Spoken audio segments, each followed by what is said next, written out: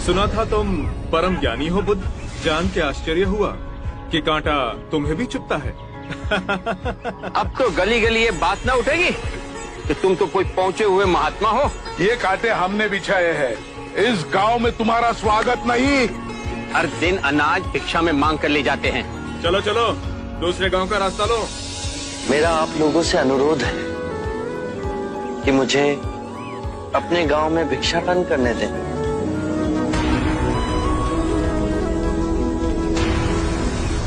ठीक है, भिक्षा चाहिए तो दे अपने रक्त की आहुति।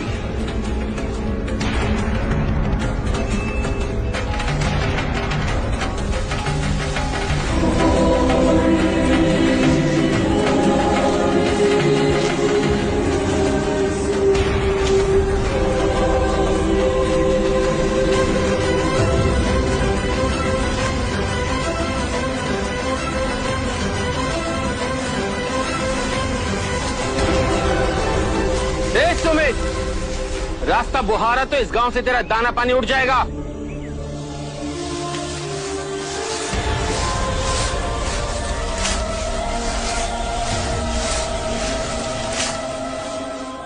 आप गांव में प्रवेश कीजिए। इन मुट्ठी भर लोगों से कई अधिक लोग आपको भिक्षा देने के लिए आतुर हैं।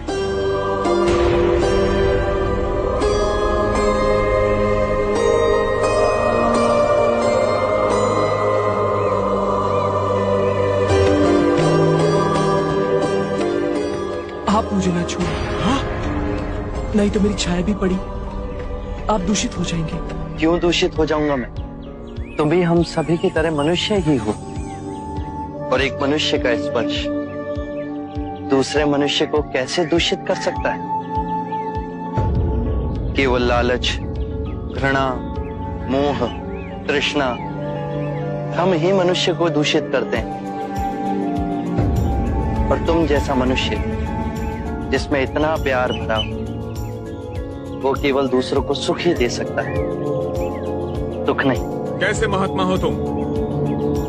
तुम्हें तो जाति वर्ण का ज्ञान भी नहीं है। चोला पहने कोई सन्यासी नहीं होता। अरे पाखंडी हो तुम, पाखंडी। जो मानव से उसकी मानवता को छीनता है, पाखंडी वो होता है। यदि मुझे पाखंडी कहे आप सभी को संतोष मिलता है तो ये उचित है, परंतु इस मनुष्य में भी हमारी तरह प्राण बसे। इसे नीचा कहे, इसका तिरस्कार करना सबसे बड़ा पाखंड है। यदि जानते नहीं हो तो मैं बता दूं, ये धर्मशास्त्र है। पाखंड कैसे हुआ? जिस मिट्टी से सारी मानवता का सृजन हुआ, उसी से इसका भी हुआ। क्यों करते हैं? यदि ऐसा है तो इससे संघ में भिक्षु क्यों नहीं बनाते? बहुत अच्छा सुझाव दिया आपने। सुनीत, क्या तुम भिक्षु बनना चाहोगे?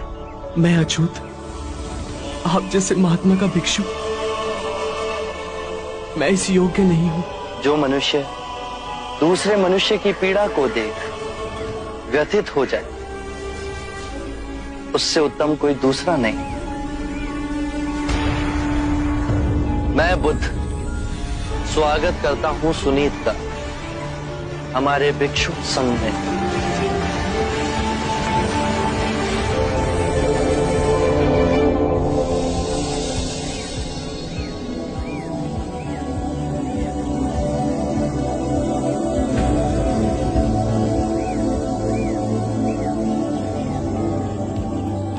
सारा जीवन किसी ने दया के दो शब्द ना कहे मुझसे, और आज इतनी करुणा बरसी है। पहली बार ऐसा लग रहा है कि मैं भी मनुष्य हूं, पर जो मैं कर रहा हूं यह अधर्म तो नहीं? जो अधर्म आज तक हुआ वो अब नहीं होगा। हर मनुष्य में चेतना का द्वार है, बस उसे ही अपनी संभावना को पाना है, अपनी गरिमा पे पुनः लौटना है। मेरा मार्ग प्रेम का है, वक्त वहां सबका सत्कार है। गंगा, यमुना, ऐरावती, सरयू, माही, ये सब नदियां हैं और ये सब अंत में वह सागर में मिल जाती हैं। वहां उनका ना भेद होता है ना ही नाम। उसी प्रकार जिस भी मनुष्य ने अपना ग्रह त्याग कर सत्य के पथ पर चलने का निश्चय किया, चाहे वो ब्राह्मण हो या क्षत्रिय, वैश्य या शूद्र ही क्यों ना हो, उसी महासागर में विलीन हो जाते हैं।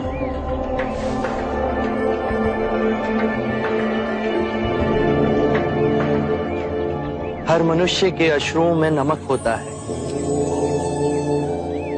उसके लहू का रंग लाल होता है। ये भेद मनुष्य ने मनुष्य को उत्प्रेरित करने के लिए बनाए। आज मैं इन भेदों को काटता हूं। आज सुनीत को दीक्षा देना क्रांतिकारी होगा। हम पर बहुत से संकट आएंगे, हमें और तिरस्कृत किया जाएगा, पर सत्य आने वाली आंधी के सामने अडिग रहेगा।